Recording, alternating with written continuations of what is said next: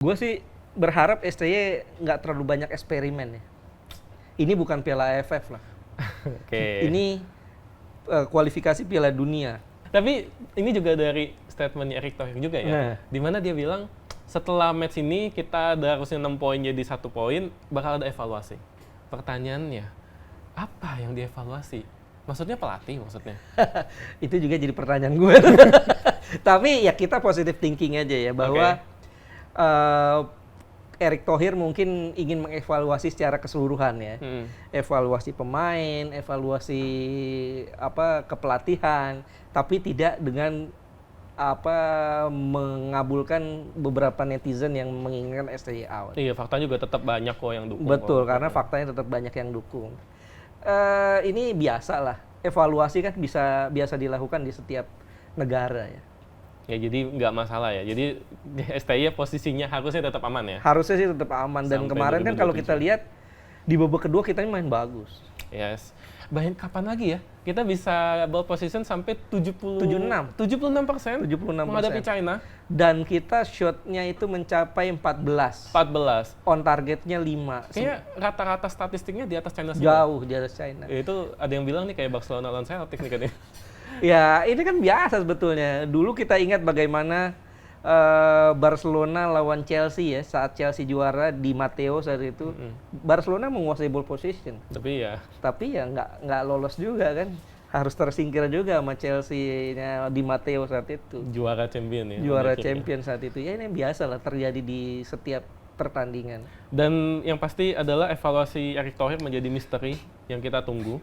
Tapi dari evaluasi Bung Ais nih, kira-kira apa yang harus diperbaiki timnas, karena sebulan lagi ya kita akan menghadapi Jepang dan Arab Saudi, bukan lawan Bunda itu. Iya, ya sekarang masih ada sebulan, artinya kita main di kandang sendiri. Iya. Gue sih berharap STY nggak terlalu banyak eksperimen ya. Ini bukan Piala AFF lah. Oke. Ini kualifikasi Piala Dunia. Tingkatannya tingkatan tertinggi di level sepak bola internasional. Jadi gue pikir STY harus betul-betul cari pakem terbaiknya. Cari the winning teamnya. Jangan terlalu sering ubah di setiap pertandingan. Pemain bingung ya nanti. Betul, dia akan membuat bingung lawan. Tapi ini juga akan buat bingung tim sendiri. Jangan sampai bikin tim sendiri bingung. Betul, ya artinya memang ya kita lihat aja lah Real Madrid, ya. Spanyol, timnas Spanyol. Even Man City pun juga ya gitu-gitu aja gitu. Betul. Erling Haaland ya udah pasti striker gitu, Erling Haaland. Betul. Ya jangan terlalu banyak ngubah lah gitu. Rotasi boleh, tapi di babak kedua aja lah. Atau ketika udah aman ya. Ketika sudah aman, ketika ada pemain cedera mungkin it's okay lah. Artinya kemarin pakem back sih yang gue pikir tuh yang udah mantep pakemnya Ridho. Berarti harusnya Rizky Ridho, Jaijes dan Mes Hilgers harusnya. Betul. Kalau menurut gue sih itu yang terbaik ya. Kecuali kalau ada Justin. Nah, ada Justin mungkin nanti dilihat lagi ya. Nanti siapa ya yang paling kalau menurut gue Rizky Ridho ini tetap perlu dipertimbangkan. Betul dia pemain lokal tapi rasa internasional. Ya karena Kevin Dix juga udah ngomong ya. Betul. Ini pemain yang menurut gue agak beda sendiri loh. Dia main di liga lokal tapi seolah-olah dia mendapatkan ketularan ilmu dari Jaijes dan Mes. Transfer ilmu berhasil ya. Tapi itu tadi lini belakang ya. Di lini depan ada masalah nggak sih kalau menurut Bung Ais? Karena kita udah 4 match baru bisa cetak 1, 2, 3, 4 ya. Betul. Baru 4 gol yang kita cetak ini. Iya karena STY juga kan sering ubah-ubah tuh di depan. Yang pasti Ragnar dan Rafael Strike yang main selalu. Nah, tandemnya ini satu lagi kan kadang-kadang Marcelino, kadang-kadang Witan, kadang-kadang Malik Rizaldi. Kalau ada kemarin Malik Rizaldi itu tampil bagus loh. Kok ya setelah tampil bagus kagak dimainin lagi, itu menurut gue yang itu yang tadi kita permasalahkan juga. Don't change the winning team dong gitu. Bahkan di podcast sebelumnya Bung Ais bilang harusnya Eliano Reinders bisa di posisi itu kan? Bisa di posisi itu, tapi posisi aslinya tetap bek kanan. Bek kanan ya, tetap bek kanan. Ya itu makanya kenapa tiba-tiba dia adalah alasan taktikal itu yang bikin bingung ya. Betul. Gitu ya. Aduh, sulit sekali. Soal striker juga kita masih masalah, tapi yang pasti yang penting adalah winning teamnya ini yang harus dicarinya ini. Ya, tapi gue pikir kita masih jangan putus harapan lah. Masih ada 6 pertandingan, 4-nya di kandang sendiri lagi. Ah itu gue mau ke sana tuh. Coba bentar nih, gue penasaran satu hal nih. Don't chance the winning team, STY juga masih punya kesempatan buat menambah amunisi, termasuk kabarnya Kevin Dix ya? Kevin Dix. Tapi menurut gue susah ya Kevin Dix main di bulan November. Oh Maret berarti kemungkinan. Karena kita kan ini lagi sesi apa suksesi kepemimpinan kan. Oh iya, ya nanti ada ya Sertijab ya nanti ya. Presiden, DPR kan belum ada komisi ya. Jadi kalau seandainya belum ada komisi, gimana caranya mau dibawa ke DPR gitu loh. Iya, jadi kemungkinan Maret kemungkinan. Tapi itu kan dari kita cari pemain diaspora ya. Kalau dari talent pool kita di Liga 1, pemain lokal kita, sebenarnya ada nggak sih yang mungkin bisa dilirik oleh STY kalau menurut Bung Ais? Selain mungkin Malik Rizaldi, Witan, Marcelino. Agak sulit ya. Agak sulit ya? Iya agak sulit karena memang ya paling balik lagi ke nama-nama yang memang biasa masuk ya kayak Sananta. Sananta. Mungkin kalau di back ada Alfreandra Dewangga mungkin ya. Betul, ya Dewangga cuman kan masalahnya dia labil kan, inkonsisten ya, kadang-kadang bagus, kadang-kadang enggak. Itu juga yang mempersulit juga ya. Oke lah, dengan berbagai masalah itu kita baru dapat 3 poin dari 4 match, which is sebenarnya kita baru kalah sekali.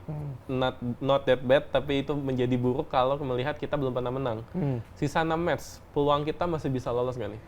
Untuk ya oke lah, 2 besar kayaknya sulit, 3-4 deh. Sebetulnya 2 besar juga secara matematik belum tertutup. Karena persaingan di sini ini ketat ya. Kemarin hasil imbang Australia lawan Jepang cukup mengejutkan ya. Kemudian juga hasil imbang Arab Saudi lawan Bahrain, ini bikin persaingan jadi semakin rumit cair, ya. Semakin cair di grup C ini. Yang paling relatif aman menurut gue Jepang. Ya Jepang kayaknya udah lolos sih Jepang. Jepang punya 10 poin sekarang. Artinya dari 4 pertandingan 10 poin ini bagus lah. Kemarin dia imbang lawan Australia ya kepleset lah. Dan di bawahnya Jepang itu ada 3 tim yang poinnya sama. Australia, Arab Saudi, Bahrain semuanya punya 5 poin. Yes. Dan kelima adalah Indonesia dan 3 China. poin. Di 3 poin, 6 China. Dan dengan kondisi ini ya, artinya kan selisih Indonesia di peringkat 5 dengan peringkat kedua Australia itu selisihnya cuma 2. Tapi yang menjadi oke, benar, ya istilahnya cuma beda 2 poin. Secara mata memandang tuh masih terjangkau gitu, masih 5 cm di depan dahi gitu. Tapi masalahnya adalah kita menghadapi Jepang 2 kali habis ini. Iya, kan? Iya, itu dia. Kita punya sisa 6 match, 4 di kandang.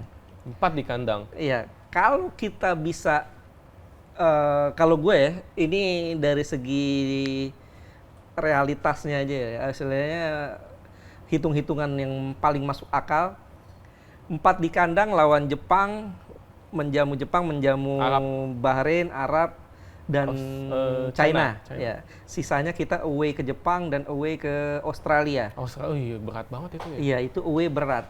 Anggap aja away ke Jepang 0 ya. Susah. Away ke Australia kalau kita bisa dapat 1 poin itu lumayan. Australia belakangan lagi naik ya semenjak ganti pelatih ya. Ganti pelatih. Kalau kita dapat 1 poin aja di Australia lumayan. Dan dari 4 home lawan Jepang berat ya. Kalau tadi masuk akalnya Bung berat. Ais ada kemungkinan nggak kita curi poin? Bisa. Apapun kemungkinan bisa. Impossible ya? is nothing in football kan. Yang paling masuk akal kita dapat. Yang paling harus kita amankan adalah saat kita menjamu Bahrain, kita menjamu China. Itu wajib 2 mesti menang. 6 poin ya, wajib 6 poin. 6 poin plus 3 udah 9. Kemudian lawan Arab Saudi seri aja. 10 tuh. 10 udah. 10 itu kalau menurut gue punya kans kita untuk finish minimal di peringkat 4. Apakah cukup 10 poin itu? Ya asalkan kita menang lawan Bahrain, menang lawan China di GBK. Karena daerah kompetitor ya soalnya ya. Iya. Dengan kondisi seperti dan kita juga berharap Bahrain dan China nggak terlalu bagus lawan Jepang dan yang lainnya. Ya. 10 poin masih ada kans buat kita untuk finish di 4 besar lah. Masih masuk akal, tapi ya kalau untuk dapat 15 poin finish di 2 berat ya. kecuali ada keajaiban kita bisa tiba-tiba ngalahin Jepang di GBK, Wah itu kalau misalnya ngalahin Jepang tiba-tiba sih, kita ngalahin Arab di GBK, Iya, dan iya. lawan Bahrain, lawan China, atau kita sapu bersih kemenangan di GBK, itu masih masuk akal. Walaupun di dalam nalar sadar saya, nalar gue agak berat tuh, dalam akal sehat kayaknya agak sulit ya. agak sulit. Kalau sampai kita ngalahin Jepang sih, gue rasa karyawan-karyawan besoknya cuti sih, gue rasa tuh. Kalau sampai tiba-tiba ngalahin Jepang ya, misalnya tiba-tiba ya. Tapi ini juga gue mau sedikit deh. Kita oke, 4 home, main di sini, main di GBK which is, tapi masalahnya kan rumputnya dianggap bermasalah nih oleh netizen nih. Iya kan, Bukankah itu menjadi penghambat? iya kan, paling enggak kan GBK udah nggak dipakai berapa bulan tuh, dari Iya, konser-konser bulan itu. kemarin kan nggak ada konser-konser, dan kemarin kan better kan, lebih Better baik sih, kan, meskipun- walaupun masih ada, Iya, ketika Sandy Gelombang-gelombang. Walsh nendang sih jatuh Iya. sih. Heeh. walaupun ada yang kecabut rumputnya ya. Iya itu. Dan dari bulan September ke November kan 2 bulan tuh.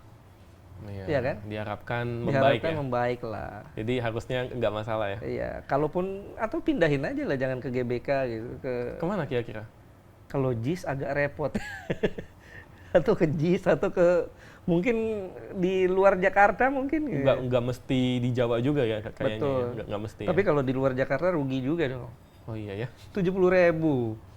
Ada lagi sih stadion nggak ada ya yang sebesar itu ya? Nggak ada ya kayaknya ya. Ya JIS, JIS ya paling ya. 80.000. Ya kan tapi kan katanya gubernur baru kan nanti akses ke JIS-nya bakal dipermudah kan, ya Iya. kan? Jadi mungkin itu menjadi harapan ya pastinya ya. Tuh. Sulit.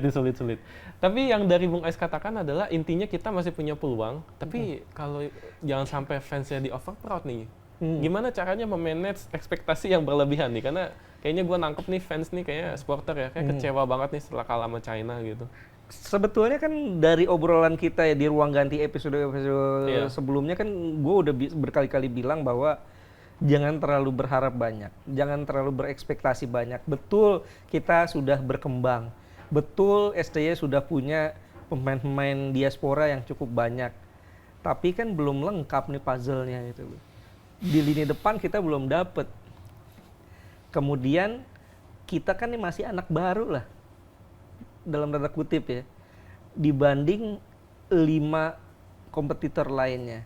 Dan dari 5 kompetitor lainnya ini kan cuman Bahrain yang nggak pernah lolos ke Piala Dunia. Iya, ya meskipun yang kita pun juga diperdebatkan juga ya. Iya, kalau kita anggap aja kita belum lolos juga lah. Anggap aja ya. Karena 38 itu kan antara kita setengah kita lah. Dan juga undangan kan saat itu. Iya, undangan waktu itu. Nggak ada kualifikasi. Betul. Artinya dengan 3 kompetitor kita ini aja, 4 kompetitor itu kita ini aja agak berat ya. Dan walaupun Piala Dunia kuotanya diperlebar jadi 8,5, agak berat, tetap agak berat. Kan memang kalau 4 kan biasanya ya Korea, Jepang, Arab Ya, Saudi, tim-tim itu ya. Australia, Iran ya. Paling nambah Qatar. paling. Iya, nambah Qatar ya. Mm-mm. Belum lagi Irak. Iya. Belum lagi Uzbekistan lagi naik. Itu udah 8 tuh. Belum Yordania. Oh, ya, itu juga lagi naik itu. Betul. Artinya ya kita realistis lah, jangan terlalu berekspektasi, jangan terlalu berekspektasi terlalu tinggi lah. Apa yang dilakukan oleh STY dengan meloloskan tim ini ke putaran ketiga aja udah bagus. Mungkin harapannya adalah kita bisa bersaing hingga akhir ya harapannya. Betul. Mungkin agak sulit tapi berjuang hingga akhir ya nggak ada salahnya juga. Nggak ada salahnya. Artinya kita apa yang dilakukan oleh timnas kita sampai 4 pertandingan ini udah menunjukkan kelas yang begitu meningkat loh. Kita 4 pertandingan dapat 3 poin ya menurut gua nggak jelek-jelek amat juga sih gitu loh. Even Thailand pun cuma 2 ya. Iya, Thailand cuma 2, Vietnam 4 masih di atas 4, kita sih. betul. Tapi kan kita butuh 1 kemenangan lagi udah Udah lewatin. lewat gitu. Dan masih ada 6 pertandingan lagi kok. Kans Oke kita lah. masih terbuka lah. Oke lah, ini jangan sampai kata-kata Bung Ais bikin supporter jadi hype lagi nih nanti, overproud lagi, jangan sampai ya. Iya. Intinya, Sobat Tenis, peluang masih ada, kesempatan masih ada, this is not the end, kata Sintayong, ini bukan akhir segalanya. Masih ada 6 game, tapi ya nggak ada salahnya kita mencoba mengkritik ya. Bukan dalam arti kita mengkritik bukan berarti kita hatersnya Sintayong, enggak juga. dong. Justru kita mengkritik karena kita cinta dengan timnas. Betul, Bukan kita begitu fair aja ya. Saat bagus kita bilang ini bagus, saat ada suatu yang kurang bagus ya kita lihat ya dari sisi fair bahwa ini masalahnya kayaknya begini. Meskipun pembelian pemainnya ya agak mengecewakan sih. Betul. Oke lah, kita tutup aja. Thank you banget buat Sobat iNews dan netizen, thank you banget. Ini adalah akhir dari episode Ruang Ganti. Sampai jumpa di episode berikutnya. Bye. Thank you.